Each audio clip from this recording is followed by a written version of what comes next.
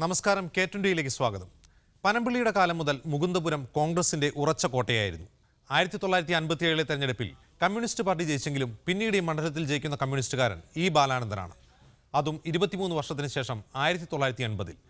84-ൽ വിഘടിച്ചു നിന്ന രണ്ട് കേരള കോൺഗ്രസുകൾ സീറ്റ് ആവശ്യപ്പെട്ടപ്പോൾ ഒരുമിച്ച് നിന്നാൽ മുകുന്ദപുരം നൽകാമെന്ന് പറഞ്ഞു കരുണാകരൻ. അത് ഫലിച്ചു. കേരള കോൺഗ്രസ് സ്ഥാനാർത്ഥിയായ കെ മോഹൻദാസ് മുകുന്ദപുരം തിരികെ പിടിച്ചു. പിന്നീട് കെ കരുണാകരനും PC ചാക്കോയും AC ജോസുമൊക്കെ ഇവിടെ നിന്ന് മത്സരിച്ച് ജയിച്ചു. കരുണാകരൻ പാർട്ടിയിൽ കലാപമുയർത്തി സ്വന്തം മകൾക്ക് വേണ്ടി മുകുന്ദപുരം നേടിക്കൊടുത്ത 2004-ൽ പക്ഷേ കോൺഗ്രസിന് ഇവിടെ അടിപതറി. ലോനപ്പൻ നമ്പാടൻ അരിവാൾ ചുറ്റിക നക്ഷത്രം ചിഹ്നത്തിൽ ഇവിടെ പത്മജ വേണുഗോപാലിനെ തോൽപ്പിച്ചു. മണ്ഡല പുനഃക്രമീകരണത്തിലൂടെ മുകുന്ദപുരം ഇല്ലാതായി. പകരം ചാലക്കുടി മണ്ഡലം വന്നു. 2009-ൽ നടന്ന തെരഞ്ഞെടുപ്പിൽ KP ധനപാലൻ മികച്ച ഭൂരിപക്ഷത്തോടെ ജയിച്ചു. കഴിഞ്ഞ തെരഞ്ഞെടുപ്പിലെ വോട്ടിംഗ് നില ഇനി പരിശോധിക്കാം. 2009-ൽ ചാലക്കുടിയിൽ ലോക്സഭാ തെരഞ്ഞെടുപ്പിൽ ആകെ പോൾ ചെയ്ത വോട്ട് 7,92,767 വോട്ടാണ്.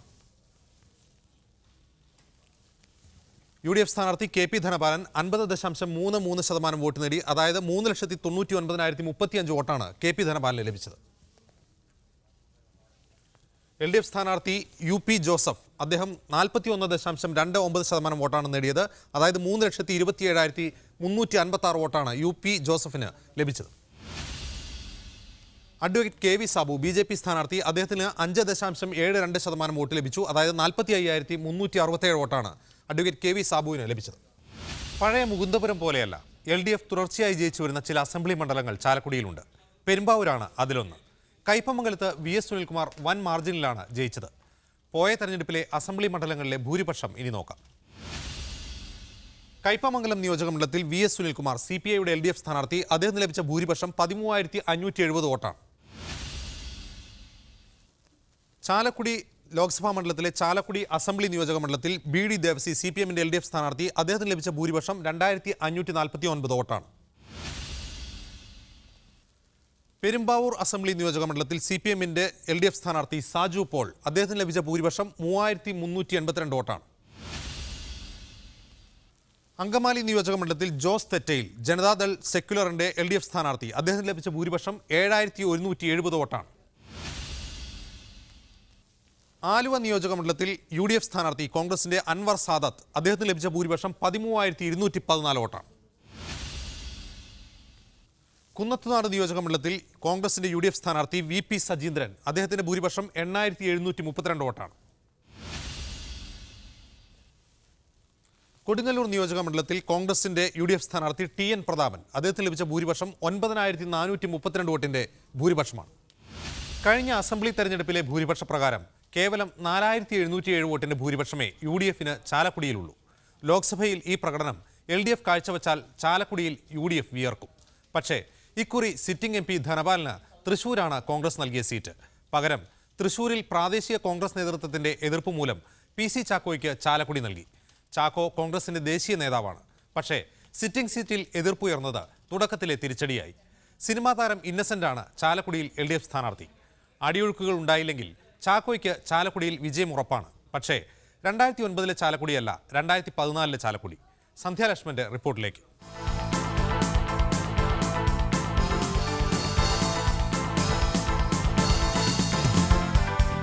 ആദ്യം ഇന്നസെന്റിന്റെ സ്ഥാനാർത്ഥിത്വത്തിലൂടെ കേരളത്തിലെ ഗ്ലാമർ മണ്ഡലങ്ങളിൽ ഒന്നായി. പിന്നീട് കോൺഗ്രസ് വക്താവ് PC ചാക്കോയുടെ സ്ഥാനാർത്ഥിത്വവുമായി ബന്ധപ്പെട്ട് പാർട്ടിക്കുള്ളിലെ തർക്കങ്ങളും തെരഞ്ഞെടുപ്പിന് ശേഷം കോൺഗ്രസ് പ്രതിപക്ഷത്തിരിക്കേണ്ടി വരുമെന്ന ചാക്കോയുടെ പ്രസ്താവനയും ചാലക്കുടിക്ക് ദേശീയ ശ്രദ്ധ നൽകി. ഇരുമുന്നണികളുടെയും അഭിമാന മണ്ഡലത്തിൽ BJPയും ലോക്സഭാ തെരഞ്ഞെടുപ്പിൽ കന്നി അംഗത്തിനിറങ്ങുന്ന SDPIയും വെൽഫെയർ പാർട്ടിയും ആം ആദ്മിയും കരുത്തു തെളിയിക്കാനിറങ്ങുമ്പോൾ ചാലക്കുടിയിലെ പോരാട്ടത്തിൽ ഇത്തവണ തീ പാറുമെന്നുറപ്പ്. പഴയ മുകുന്ദപുരം നിയോജക മണ്ഡലം മണ്ഡല പുനഃക്രമീകരണത്തിലൂടെയാണ് ചാലക്കുടിയായി മാറിയത്. മുകുന്ദപുരം UDFന് അനുകൂലമായ മണ്ഡലമായിരുന്നു. 1957-ലെ തെരഞ്ഞെടുപ്പിൽ കമ്മ്യൂണിസ്റ്റ് പാർട്ടിയിലെ നാരായണൻകുട്ടി മേനോൻ ജയിച്ചു. 1962-ലും 67-ലും പ്രമുഖ കോൺഗ്രസ് നേതാവ് പനമ്പിള്ളി ഗോവിന്ദമേനോൻ, 71-ലും 77-ലും കോൺഗ്രസിലെ തന്നെ AC ജോർജ്. 1980-ലാണ് CPM നേതാവ് ഇ ബാലാനന്ദനിലൂടെ LDF ഈ മണ്ഡലം തിരിച്ചുപിടിച്ചത്. 1984 കേരള കോൺഗ്രസിലെ അന്നത്തെ 2 ഗ്രൂപ്പുകളും ഒന്നിച്ചു നിന്ന് മത്സരിച്ചപ്പോൾ മുകുന്ദപുരം അവർ ഐക്യമുന്നണിക്ക് വേണ്ടി തിരികെ പിടിച്ചു. കെ മോഹൻദാസ് ആണ് അന്ന് ജയിച്ചത്. 1989-ലും 91-ലും കെ കരുണാകരന്റെ വിശ്വസ്തയായിരുന്ന സാവിത്രി ലക്ഷ്മണൻ ജയിച്ചു. 1996-ൽ പി സി ചാക്കോ, 1998-ൽ എ സി ജോസ്, 1999-ൽ കെ കരുണാകരൻ എന്നിവർ മുകുന്ദപുരത്ത് മത്സരിച്ചു ജയിച്ചു. 2004-ൽ ഇടതുതരംഗം ആഞ്ഞടിച്ചപ്പോൾ കരുണാകരൻ പോരടിച്ച് സ്വന്തം മകൾക്ക് വേണ്ടി നേടിയെടുത്ത സീറ്റ് UDFന് നഷ്ടമായി. പത്മജ വേണുഗോപാലിനെ തോൽപ്പിച്ച് ലോനപ്പൻ നമ്പാടൻ മണ്ഡലം LDFന് നേടിക്കൊടുത്തു. മണ്ഡലം പുനഃക്രമീകരണത്തിലൂടെ മുകുന്ദപുരം ഇല്ലാതായി. തൃശൂർ ജില്ലയിലെ 4 അസംബ്ലി മണ്ഡലങ്ങളും എറണാകുളം ജില്ലയിലെ 3 അസംബ്ലി മണ്ഡലങ്ങളുമാണ് മുകുന്ദപുരത്തുണ്ടായിരുന്നതെങ്കിൽ ചാലക്കുടിയിൽ ഇത് നേരെ തിരിഞ്ഞു. തൃശൂർ ജില്ലയിലെ കയ്പമംഗലം, ചാലക്കുടി, കൊടുങ്ങല്ലൂർ, എറണാകുളം ജില്ലയിലെ പെരുമ്പാവൂർ, അങ്കമാലി, ആലുവ, കുന്നത്തുനാട് എന്നീ മണ്ഡലങ്ങൾ ഉൾക്കൊള്ളുന്നതാണ് ചാലക്കുടി ലോക്സഭാ മണ്ഡലം. സംസ്ഥാനത്തെ ഏറ്റവും കുറവ് വോട്ടർമാരുള്ള മണ്ഡലമാണിത്. മൊത്തം വോട്ടർമാർ 11,21,133. ഇതിൽ 5,70,464 പേർ വനിതകളാണ്. 45,743 കന്നി വോട്ടർമാരാണ് ഇക്കുറി സമ്മതിദാനാവകാശം വിനിയോഗിക്കാനൊരുങ്ങുന്നത്. 2009-ലെ ലോക്സഭാ തെരഞ്ഞെടുപ്പിൽ ആകെ വോട്ടർമാരുടെ എണ്ണം 10,75,390. ലോക്സഭാ തെരഞ്ഞെടുപ്പ് ഫലങ്ങളുടെ ചരിത്രം കോൺഗ്രസിന് ആത്മവിശ്വാസം പകരും. പക്ഷേ 2011-ലെ നിയമസഭാ തെരഞ്ഞെടുപ്പ് ഫലങ്ങൾ പ്രതീക്ഷയേകുന്നത് ഇടതുമുന്നണിക്കാണ്. ചാലക്കുടി, കയ്പമംഗലം, അങ്കമാലി, പെരുമ്പാവൂർ എന്നീ നിയമസഭാ മണ്ഡലങ്ങൾ കഴിഞ്ഞ നിയമസഭാ തെരഞ്ഞെടുപ്പിൽ ഇടതുമുന്നണിക്കൊപ്പമാണ് നിലയുറപ്പിച്ചത്. കൊടുങ്ങല്ലൂർ, ആലുവ, കുന്നത്തുനാട് മണ്ഡലങ്ങളിൽ നിന്ന് UDF സ്ഥാനാർത്ഥികളും നിയമസഭയിലെത്തി. പുതുമുഖങ്ങളുടേതായിരുന്നു കഴിഞ്ഞ തവണ ചാലക്കുടിയിലെ പോരാട്ടമെങ്കിൽ ഇക്കുറി പോരാളികളെല്ലാം പരിചിതർ.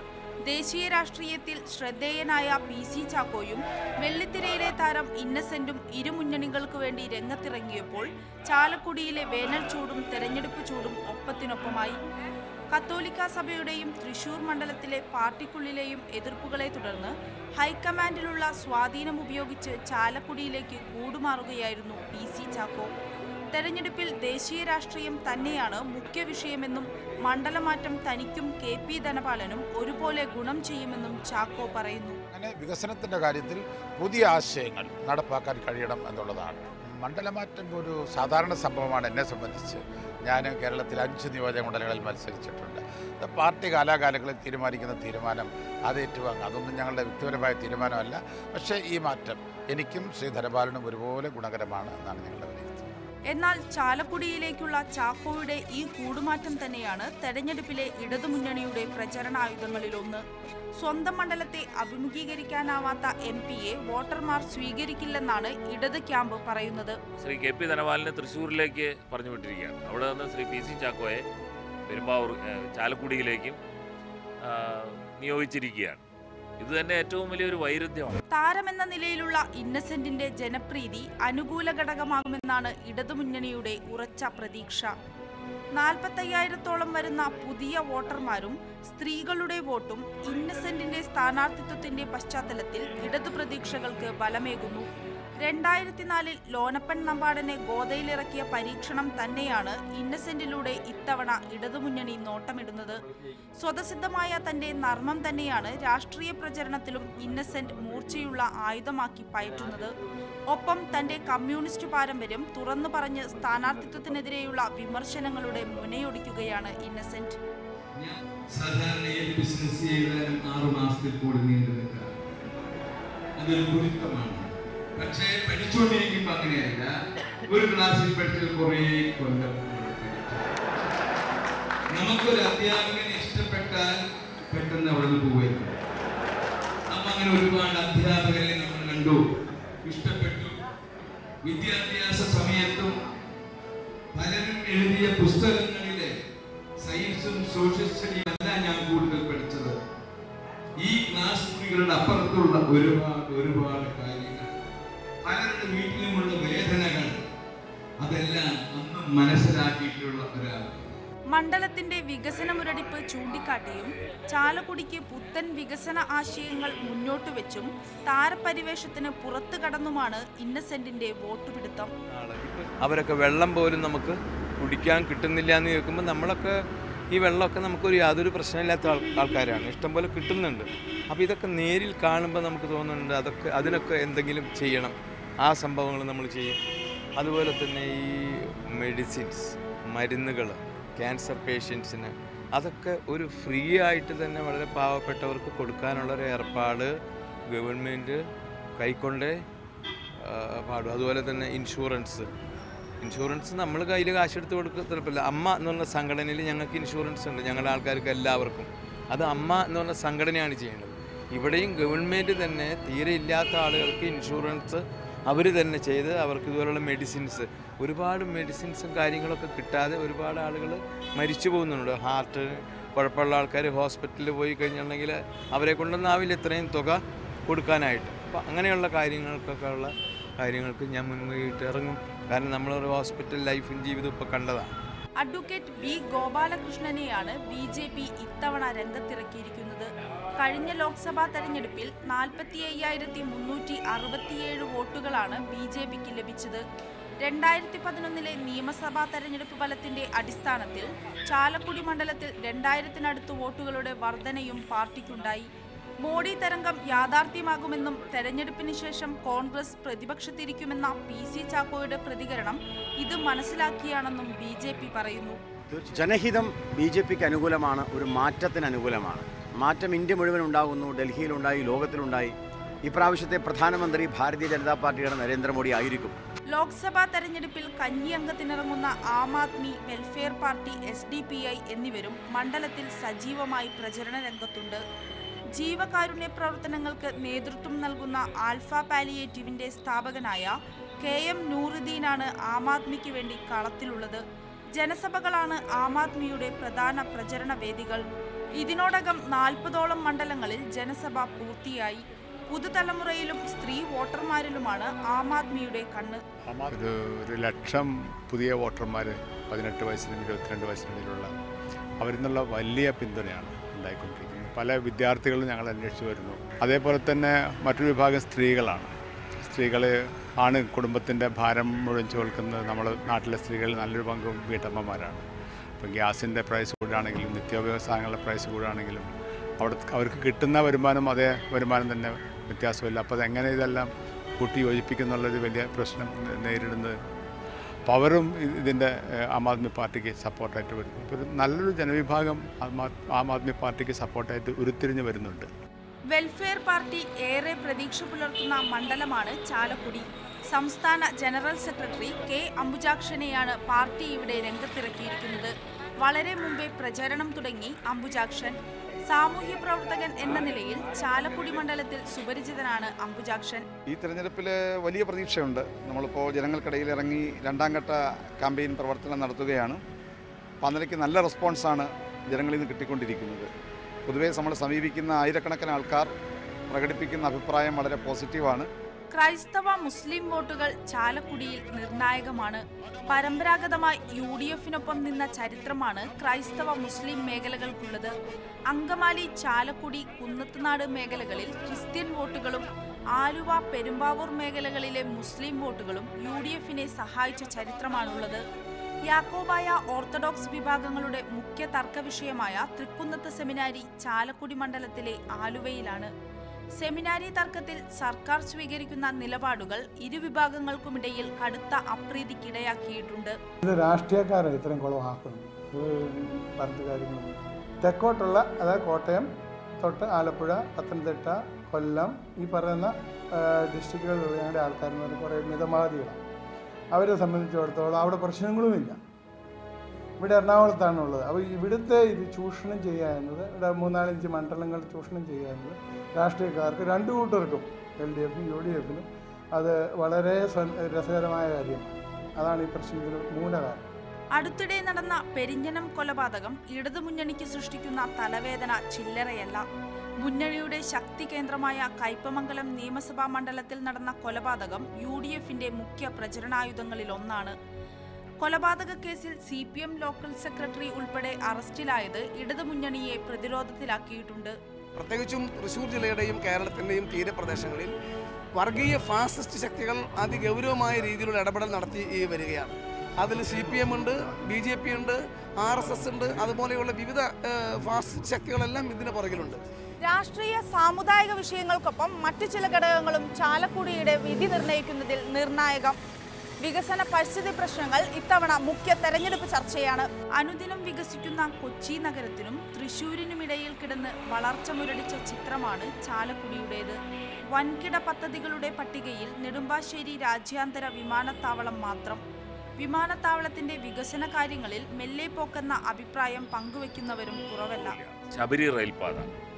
ശബരി റെയിൽപാതയുടെ കാര്യത്തിൽ 1 ഇഞ്ച് പോലും മുന്നോട്ട് പോയില്ല. പക്ഷേ 1200 കോടി രൂപ അനുവദിച്ചു, അത് യാഥാർത്ഥ്യമാക്കി എന്നുള്ള നിലയ്ക്കാണ് അദ്ദേഹം ബോർഡുകൾ സ്ഥാപിച്ചിട്ടുള്ളത്. അപ്പോൾ കാലടി വരെ എത്തുന്ന റെയിൽവേ ലൈനും പിന്നെ ഇപ്പോൾ പെരിയാറിന് കുറുകെ ഒരു പാലത്തിൻ്റെ കുറേ ജോലികളും മാത്രമേ നടന്നിട്ടുള്ളൂ. ചാലക്കുടി അന്നത്തെ മുകുന്ദപുരം നിയോജകമണ്ഡലത്തിൻ്റെ MP ആയിരുന്നപ്പോൾ ഞാൻ അന്ന് MLA ആയിരുന്നു. അതിന് മുമ്പുള്ള സമയം തുടങ്ങിയിട്ട് 5.5 കോടി രൂപ അങ്കമാലി റെയിൽവേ സ്റ്റേഷനും മാത്രമായി കേന്ദ്രത്തിൽ നിന്ന് സഹായം കൊണ്ടുവന്ന് ഏർപ്പാടാക്കി ചെയ്തപ്പോൾ ഈ MP വന്ന് 5 കൊല്ലം കഴിഞ്ഞിട്ട് ഒരു 100 രൂപയുടെ പണി വേറെ പ്രത്യേകം ചെയ്തിട്ടില്ല. റെയിൽവേ മേഖലയിൽ ഉൾപ്പെടെ വികസന കുതിപ്പ് നടന്ന മണ്ഡലങ്ങളിലൊന്നാണ് ചാലക്കുടി എന്നാണ് UDF പറയുന്നത്. തങ്ങളുടെ വികസന നേട്ടങ്ങൾക്കു നേരെ കണ്ണടച്ച് ഇരുട്ടാക്കുകയാണ് ഇടതുപക്ഷമെന്നും കോൺഗ്രസ് ആരോപിക്കുന്നു. LDF എന്ന് പറയുന്ന ഞങ്ങളെ എതിർക്കുന്ന ഒരു രാഷ്ട്രീയ പ്രസ്ഥാനത്തിന് അവർക്ക് അവരുടേതായിട്ടുള്ള ചോദ്യങ്ങൾ ജനങ്ങളുടെ മുമ്പിൽ ചോദിക്കാനുള്ള അവകാശമുണ്ട്. ഇവിടെ എന്ത് വികസനം നടത്തിയെന്ന് ചോദിച്ചാൽ ഞാൻ പറയട്ടെ, നമ്മുടെ ഈ ചാലക്കുടി നിയോജകമണ്ഡലത്തിലെ ഒരു നിയോജകമുള്ള കുന്നത്താട് നിയോജകമണ്ഡലത്തിലാണ് റിഫൈനറി നിൽക്കുന്നത്. കേന്ദ്ര ഗവൺമെൻറ് സഹായത്തോട് 25,000 കോടി രൂപയുടെ വികസനമാണ് ആ റിഫൈനറിയിൽ മാത്രം പ്ലാൻ ചെയ്ത് നടപ്പാക്കിക്കൊണ്ടിരിക്കുന്നത്.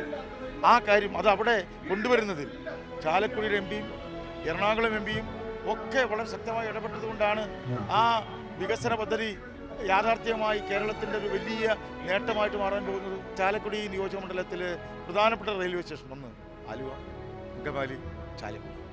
ഇതിൽ മാതൃകാ റെയിൽവേ സ്റ്റേഷനാക്കി ആലുവ റെയിൽവേ സ്റ്റേഷനെയും അങ്കമാലി റെയിൽവേ സ്റ്റേഷനെയും കൂടി മാറ്റി.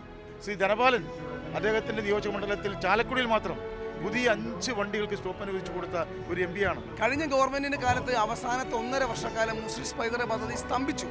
അന്നത്തെ ടൂറിസം വകുപ്പും ധനകാര്യ വകുപ്പും അതുപോലെ റവന്യൂ വകുപ്പും ഒക്കെ തമ്മിലുണ്ടായിരുന്ന ശീത സമരത്തിൻ്റെ ഭാഗമായിട്ടാണെന്നാണ് വിശ്വാസം. 1.5 വർഷം അവസാനം ഈ പദ്ധതി ഉണ്ടായില്ല. UDF ഗവൺമെൻറ് വന്നതിന് ശേഷം കൊടുങ്ങല്ലൂർ MLAയും പറവൂർ MLAയും മുൻകൈ എടുത്തുകൊണ്ട് മുസ്ലിം പൈതൃക പദ്ധതി വീണ്ടും അതിന് പുനരാവിഷ്കാരം നൽകി. ഇന്നത് 1ാം ഘട്ടം ഉദ്ഘാടനം ചെയ്യാവുന്ന രീതിയിലായിരിക്കണം. തെരഞ്ഞെടുപ്പ് പ്രഖ്യാപിച്ചതുകൊണ്ട് കോഡ് ഓഫ് കോണ്ടക്ട് വന്നതുകൊണ്ട് മാത്രമാണ് ഇന്ത്യൻ പ്രസിഡന്റിന്റെ പരിപാടി മാറ്റിവെച്ചത്. ദേശീയപാതാ വികസനം, ബൈപ്പാസ് നിർമ്മാണം തുടങ്ങിയ അങ്കമാലിക്കാരുടെ ആവശ്യങ്ങൾക്ക് ഏറെ നാളത്തെ പഴക്കമുണ്ട്. നടപടികൾ പ്രഖ്യാപനങ്ങളിൽ മാത്രം ഒതുങ്ങിയെന്നാണ് ആക്ഷേപം. അങ്കമാലി ടൗണിലെ ഗതാഗത പ്രശ്നത്തിന് 2 പതിറ്റാണ്ടിലേറെ കാലത്ത് പഴക്കമുണ്ട്. അങ്കമാലി ടൗൺ എന്ന് പറയുന്നത് വളരെ തന്ത്രപ്രധാനമായിട്ടുള്ളൊരു ടൗണാണ്. കാരണം NH-47 MC റോഡ് വന്നു ചേരുന്ന ഒരു ടൗണാണ് അങ്കമാലി ടൗൺ. ഒപ്പം തന്നെ ഇപ്പോൾ നെടുമ്പാശ്ശേരി എയർപോർട്ടിൻ്റെ വരവോട് കൂടിയിട്ട് വടക്ക് നിന്ന് വരുന്ന വണ്ടികൾക്കെല്ലാം അങ്കമാലി ടൗൺ എന്ന് പറയുന്നത് എയർപോർട്ടിലേക്കുള്ള ഒരു ഗേറ്റ് വേ കൂടിയിട്ടാണ്.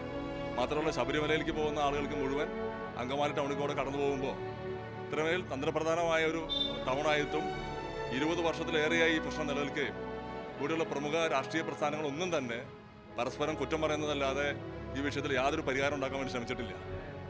ഈ കഴിഞ്ഞ ബജറ്റിലും നിയമസഭാ ബജറ്റിലും അല്ലെങ്കിൽ പാർലമെൻറ്റിൻ്റെ ബജറ്റ് അവതരിപ്പിച്ച ബജറ്റിലായാലും ശരി, 1 രൂപ പോലും അങ്കമാലി ബൈപ്പാസിന് വേണ്ടിയിട്ട് റോഡുകളുടെ നവീകരണത്തിന് വേണ്ടിയിട്ട് മാറ്റിവെച്ചില്ല എന്നുള്ളതാണ് യാഥാർത്ഥ്യം. ഒപ്പം തന്നെ ഈ പ്രദേശത്ത് ഒട്ടുമിക്ക പ്രധാനപ്പെട്ട റോഡുകളുടെ അവസ്ഥ എന്ന് പറയുന്നത് വളരെ ശോചനമായിട്ടുള്ള അവസ്ഥ യഥാർത്ഥത്തിലുള്ളത്. ഇപ്പോൾ മലയാറ്റൂർ എന്ന് പറഞ്ഞ തീർത്ഥാടന കേന്ദ്രമായിട്ട് ബന്ധപ്പെട്ട് നോക്കിക്കഴിഞ്ഞാൽ അറിയാം, അങ്കമാലിയിൽ നിന്നും മലയാറ്റൂർക്ക് പോകുന്ന വഴി അത് എല്ലാ കാലത്തും എന്ന് പറയുന്നത് തകരാറിലായി കിടക്കുന്ന ഒരു വഴി മാത്രമാണ്. ആ പ്രദേശത്താണെങ്കിലും നിരവധിയായ മറ്റ് പാറമടകളും അങ്ങനെയുള്ള കോറികൾ ഒപ്പം തന്നെ ക്രഷറുകളൊക്കെ ഉള്ളതുകൊണ്ട് വലിയ ഭാരം കയറ്റിയിട്ടുള്ള 10 കണക്കിന് ഭാരം കയറ്റിയിട്ടുള്ള നിരവധിയായ ടോറസുകളും മറ്റും പോകുന്ന വഴികളെല്ലാം എന്നും അത് തകരാറ് തന്നെയാണ്. അപ്പോൾ ആ വിഷയത്തിലൊന്നും മാറി മാറി തെരഞ്ഞെടുപ്പുകൾ വരും, മാറി മാറി മുന്നണികൾ മത്സരിക്കും, പുതിയ പുതിയ ആളുകൾ വരും, ഭരണപക്ഷം പ്രതിപക്ഷത്തെ കുറ്റം പറയും, ഇതേ ഭരണപക്ഷം തന്നെ പിന്നീട് പ്രതിപക്ഷമായി വരും. പക്ഷെ യാതൊരു മാറ്റവും ഈ റോഡുകളുടെ സ്ഥിതിയിൽ ഉണ്ടാകുന്നില്ല. സംസ്ഥാനത്തെ പട്ടുനൂൽ പെരുമ പുറം ലോകത്തെത്തിച്ച റയോൺസ് ഫാക്ടറി ചാലക്കുടി മണ്ഡലത്തിലെ പെരുമ്പാവൂരിലാണ്. 13 വർഷം മുൻപ് പൂട്ടിയതാണ് കമ്പനി. തൊഴിലാളികളുടെ നഷ്ടപരിഹാര വിഷയങ്ങൾ ഉൾപ്പെടെ പ്രശ്നങ്ങൾ ഇപ്പോഴും ബാക്കി. 13 വർഷമായിട്ട് ഒരുപാട് കഷ്ടപ്പാടുണ്ട്. നിലവിൽ ഞങ്ങൾ കുറേ പേര് 10-25 പേര് ഇതിൽ ജോലി ചെയ്തുകൊണ്ടിരിക്കുന്നവരുണ്ട്. പിന്നെ വെളിയിൽ നിൽക്കുന്നവർ ഒരുപാട് കഷ്ടപ്പാടിലൊക്കെ നിൽക്കണം. പിന്നെ ഇത് ശരിയാവും എന്നല്ലെങ്കിൽ നാളെ ഇടയ്ക്കിടയ്ക്ക് പ്രസ്താവനകൾ വരുമ്പോൾ ഇപ്പം ശരിയാവുമെന്നും പറഞ്ഞുകൊണ്ടിരിക്കുന്നത്. 2001 ജൂലൈ 21-ാം തീയതിയോടുകൂടി അതിൻ്റെ പതനം തുടങ്ങി. മാറി മാറി വന്ന ഗവൺമെൻറ് പല രീതിയിൽ ശ്രമിച്ചിട്ടും അത് ഒരു രീതിയിലും പുനരുദ്ധരിക്കാൻ സാധിക്കാത്ത വിധം ഇന്നത് നിർജ്ജീവമായി കഴിഞ്ഞു. പെരിയാറിന്റെ സാമീപ്യം ചാലക്കുടിക്കാരുടെ സ്വകാര്യ അഹങ്കാരങ്ങളിൽ ഒന്നായിരുന്നു. പക്ഷേ ഇന്ന് കേരളത്തിലെ ഏറ്റവും വലിയ നദികളിലൊന്ന് നാൾക്കുനാൾ മാലിന്യ നിക്ഷേപ കേന്ദ്രമായി മാറുകയാണ്. ഈ പെരിയാറിൻ്റെ മലിനീകരണം എന്ന് പറയുന്നത് പലതരത്തിൽ ഇന്ന് വളരെ രൂക്ഷമായൊരവസ്ഥയിലാണ്. 270ഓളം രാസ കമ്പനികളാണിപ്പോൾ പെരിയാറിന് തീരത്ത് പ്രവർത്തിക്കുന്നത്. ഈ രാസ കമ്പനികളുടെ മിക്കവാറും എല്ലാ മാലിന്യങ്ങളും പെരിയാറിലേക്കാണ് പോയിക്കൊണ്ടിരിക്കുന്നത്. ഇതിനെപ്പറ്റി വളരെ വിശദമായ നിരവധി പഠനങ്ങൾ നടന്നിട്ടുണ്ട്. സുപ്രീം കോടതി ഇടപെട്ടിട്ടുണ്ട്. സുപ്രീം കോടതി മോണിറ്ററിംഗ് കമ്മിറ്റിയുടെ റിപ്പോർട്ടുണ്ട്, പൊല്യൂഷൻ കൺട്രോൾ ബോർഡിൻ്റെ റിപ്പോർട്ടുണ്ട്, നിരവധി പഠന റിപ്പോർട്ടുകളുണ്ട്. ഓരോ കമ്പനിയും വിടുന്ന മാലിന്യം എന്താണ് എന്ന് കൃത്യമായി അറിയാവുന്ന ആളുകളുണ്ട്. ഇപ്പോൾ ഏലൂർ പ്രവർത്തിക്കുന്ന പെരിയാർ മലിനീകരണ വിരുദ്ധ സമിതി അടക്കം വളരെ ശക്തമായി ഇതിൽ ഇടപെടുന്നു. ഇതൊക്കെ ഇടപെട്ടുമ്പോഴും ഒരു കമ്പനി പോലും നിയമം പാലിക്കാൻ തയ്യാറാവാതിരിക്കുന്നതിൻ്റെ കാരണം ഭരണകൂടത്തിൽ അവർക്കുള്ള സ്വാധീനമാണ്. പ്രത്യേകിച്ച് നിരവധി സ്വകാര്യ കമ്പനികൾ, മെർക്കം, അതുപോലെയുള്ള ബിനാനി, സിങ്ക് തുടങ്ങിയ സ്വകാര്യ കമ്പനികൾ വൻതോതിൽ മലിനീകരണം നടത്തുന്നു. ഈ മലിനീകരണം യഥാർത്ഥ CMRL ഏറ്റവും പ്രസിദ്ധമായ കമ്പനി, ഈ കമ്പനികൾ മാറി മാറി പല നിറങ്ങൾ പെരിയാറിലേക്ക് വിട്ടുകൊണ്ട് പെരിയാറിന് പല നിറങ്ങൾ ഉണ്ടാക്കുക. കുടിവെള്ളം പ്രതിസന്ധിയിലായിരിക്കുന്ന ഒരു നാട്ടിൽ, തിരുവാതിര ഞാറ്റുവേലയിലും 15 രൂപയ്ക്ക് 20 രൂപയ്ക്ക് കുപ്പിവെള്ളം വാങ്ങി കുടിക്കുന്ന ഒരു നാട്ടിൽ പെരിയാറിൻ്റെ തീരത്ത് ഈ പെരിയാർ മലിനീകരിക്കപ്പെടുമ്പോൾ അതിനെതിരെ നിസ്സംഗരായി നിന്നുകൊണ്ട്, അല്ലെങ്കിൽ അതിന് കൂട്ടുനിന്നുകൊണ്ട്, നിസ്സംഗരല്ല, ഇവരതിന് നിൽക്കുകയാണ്. അങ്ങനെ നിന്നുകൊണ്ട് നമ്മളോട് വോട്ട് ചോദിക്കുമ്പോൾ എന്തിനാണ് ഞങ്ങൾ നിങ്ങൾക്ക് വോട്ട് തരുന്നത്, ഞങ്ങളുടെ പെരിയാർ പോലും സംരക്ഷിക്കാതെ എന്ന് ചോദിക്കാൻ വേണ്ട ഒരു ജനം നമുക്കുണ്ടാവേണ്ടതാണ്. നിറ്റ ജലാറ്റിൻ സൃഷ്ടിച്ച ദുരിതങ്ങൾക്ക് നടുവിലാണ് ഈ തെരഞ്ഞെടുപ്പ് കാലത്തും കാതികൂടം ജനത. ചാലക്കുടി പുഴയിലേക്ക് ഒഴുക്കുന്നത് വിഷമാണെന്നറിഞ്ഞിട്ടും നിറ്റ ജലാറ്റിൻ കമ്പനിക്ക് അധികാരികളുടെ ഒത്തുകളിയിൽ വിലക്കേതുമില്ല. ശുദ്ധവായുവും കുടിവെള്ളവും സംരക്ഷിക്കാനുള്ള കാതികൂടം ജനതയുടെ സമര പോരാട്ടങ്ങൾക്ക് വർഷങ്ങളുടെ പഴക്കമുണ്ട്. മാറി മാറി വന്ന സർക്കാരുകൾ അതിജീവനത്തിനായുള്ള ഇവരുടെ പോരാട്ടത്തിന് നേരെ കണ്ണടയ്ക്കൽ തുടരുകയാണ്. അതുകൊണ്ട് തന്നെ ജപ്പാനിൽ നിരോധിച്ച കമ്പനി കാതികൂടത്ത് ഇപ്പോഴും സുഗമമായി പ്രവർത്തിക്കുന്നു. രാഷ്ട്രീയക്കാർ ഒന്നും ഞങ്ങൾക്ക് ചെയ്യണില്ല, വന്നു പോവും, ഞങ്ങൾ ചെയ്യാം എന്നും പറഞ്ഞുകൊണ്ട് പോകുന്നതല്ലാണ്ട് അവർക്ക് വേണമെങ്കിലൊക്കെ ഇത് പൂട്ടിക്കാം. അപ്പോൾ അവരുടെ കാശ് മേടിക്കാൻ പറ്റില്ലല്ലോ, ഈ കമ്പനിയുടെ കാശ് മേടിക്കാൻ അവർക്ക് പറ്റില്ലല്ലോ. ഈ കമ്പനിയുടെ കാശ് മേടിച്ച് അവരങ്ങോട്ട് പോകും. ഞങ്ങൾ ഈ നിരപരാധികളെ ഈ വെള്ളം കുടിച്ചും ഈ വായു ശ്വസിച്ചും ഈ ശബ്ദ മലിനീകരണവും വായുമലിനീകരണവും ജലമലിനീകരണമായിട്ട് ഞങ്ങളിങ്ങനെ നടന്ന് ഞങ്ങളുടെ ഈ ഭൂസ്വത്തുകൾക്ക് ഒരു വില, ഒരു 5 രൂപ പോലും ഇന്ന് ഞങ്ങൾക്ക് സ്വത്ത് ഒരുപാടുണ്ട്. 3-4 ഏക്കർക്കൊക്കെ സ്ഥലമുള്ളവരാണ് ഇവിടെ ഉള്ളവർ. പക്ഷേ അവർക്കൊക്കെ ഒരു 500 രൂപ പോലും ഒരു സെൻറ്റിന് സ്ഥലം കൊടുക്കാമെന്ന് വെച്ചാൽ മേടിക്കാൻ ആളില്ല. ഓരോ രാഷ്ട്രീയക്കാർ വന്നപ്പോഴും അവർക്കൊക്കെ ഒരു രാഷ്ട്രീയ ലക്ഷ്യങ്ങളുണ്ടായിരുന്നു. അതായത് ഒരു തെരഞ്ഞെടുപ്പ് വരുമ്പോൾ ഞങ്ങളുടെ സപ്പോർട്ട് കിട്ടുക, എല്ലാവർക്കും ഓരോ. ഇപ്പം തന്നെ ഈ അവസാന കാലത്ത് ഇപ്പോൾ ഈ തെരഞ്ഞെടുപ്പ് വന്നപ്പോൾ തന്നെ അവർ പറയണം, ഞങ്ങൾ ഒരുപാട് പ്രതീക്ഷിച്ചാണ് നിങ്ങളുടെ അടുത്ത് വന്ന് നിങ്ങൾ ഞങ്ങളെ സഹായിക്കുന്നു വിചാരിച്ചു. അപ്പം ഞങ്ങൾ ചോദിക്കുകയാണ്, എന്ത് സഹായമാണ് ഞങ്ങൾ ചെയ്യണത്? ഒരു വോട്ട് ഞങ്ങൾക്ക് തരുന്നു വിചാരിച്ചിട്ടാണ് അവർ ഞങ്ങളെയൊക്കെ സഹായിക്കുന്നത്. അപ്പോൾ അതൊന്നും ഞങ്ങൾക്ക് ഇതല്ല. അപ്പം ഞങ്ങൾ വിളിക്കുന്ന മുദ്രാവാക്യം തന്നെ ഞങ്ങളിലില്ല വർഗീയം, ഞങ്ങളിലില്ല ക്രൈസ്തവ രക്തം, ഞങ്ങളിലില്ല മുസ്ലിം രക്തം, ഞങ്ങളിലുള്ളത് മാനുഷ രക്തം എന്ന് പറയുന്നവരാണ് ഞങ്ങൾ.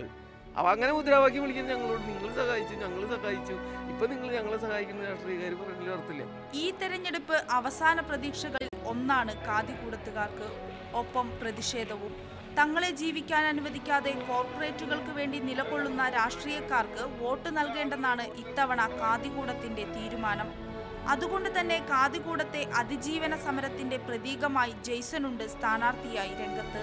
വായുവും ജലവും കഴിയുന്നത്ര ശുദ്ധമായി നിലനിർത്താൻ വേണ്ടിയിട്ടുള്ള ഒരു ആഗോള സമരത്തിൻ്റെ ഭാഗം തന്നെയാണ് ഇപ്പോൾ കാതികൂടത്ത് നടക്കുന്ന സമരവും. അതിൻ്റെ ഒരു പരിണത ഫലം അനുഭവിക്കുന്ന ആളുകൾ എന്നുള്ള നിലയ്ക്ക് വർഷങ്ങളായി രാഷ്ട്രീയ പ്രസ്ഥാനങ്ങൾ ഓരോ കാലഘട്ടത്തിലും തിരഞ്ഞെടുപ്പ് വരുമ്പോൾ ആ പ്രദേശത്തെ ജനങ്ങളോട് മോഹന വാഗ്ദാനങ്ങൾ നൽകുകയും തിരഞ്ഞെടുപ്പ് കഴിയുമ്പോൾ നിങ്ങൾക്ക് വോട്ടുകളില്ലല്ലോ, വോട്ടുകൾ ഞങ്ങളുടെ പാർട്ടിയുടെ വോട്ടുകളാണെന്ന് പറഞ്ഞുകൊണ്ട് നീതി നിഷേധിക്കുന്ന ഒരു സംവിധാനം നിലനിൽക്കുകയാണ്.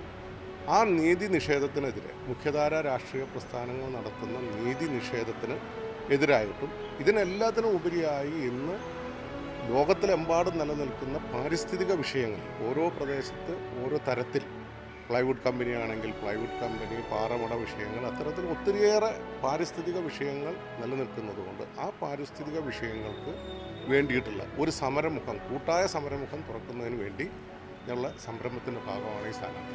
SDPIക്കും വോട്ടുകളുണ്ട് ചാലക്കുടി മണ്ഡലത്തിൽ. കുന്നത്തുനാട്, പെരുമ്പാവൂർ, ആലുവ മണ്ഡലങ്ങളിലാണ് ഇവരുടെ വോട്ടുകൾ. മുസ്ലിം വോട്ടുകളിലാണ് പാർട്ടിയുടെ നോട്ടം.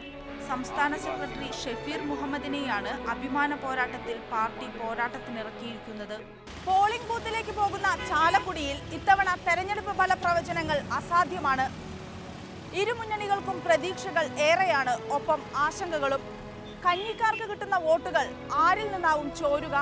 വികസന ജനകീയ പ്രശ്നങ്ങളോടുള്ള ചാലക്കുടിക്കാരുടെ പ്രതികരണം എന്താവും? ഇങ്ങനെ ഫലനിർണയ ഘടകങ്ങൾ ഏറെയാണ് ഇത്തവണ ചാലക്കുടിയിൽ. ഇന്നസെന്റ് മികച്ച ഹാസ്യതാരമാണ്. ചാലക്കുടിയിൽ ആത്മവിശ്വാസം ഇല്ലാത്തതുകൊണ്ടാകാം ഒരുപക്ഷെ ചാലക്കുടിയിൽ ഒരു സിനിമാ താരത്തെ മത്സരിപ്പിക്കാൻ LDF തയ്യാറായത്. ചില നിഷ്പക്ഷ വോട്ടുകൾ ഇതുവഴി നേടാൻ കഴിഞ്ഞേക്കും. മണ്ഡലം മാറേണ്ടി വന്നതും UPAയുടെ പ്രവർത്തനത്തെക്കുറിച്ച് വിമർശനപരമായി പരസ്യ പ്രസ്താവന നടത്തിയതും തുടക്കത്തിൽ ചാക്കോയ്ക്ക് തിരിച്ചടിയായി. പക്ഷേ ഈ അനുകൂല സാഹചര്യം മുതലെടുക്കാൻ ഇന്നസെന്റ് മതിയാവുമോ എന്ന ചോദ്യമാണ് ചാലക്കുടിയിൽ മുഴങ്ങുന്നത്. കൂടാതെ മണ്ഡലത്തിലെ ജനകീയ പ്രശ്നങ്ങളും പുതിയ പാർട്ടികളുടെ സാന്നിധ്യവും വോട്ട് എങ്ങോട്ട് എന്ന ചോദ്യം അവശേഷിപ്പിക്കുന്നു.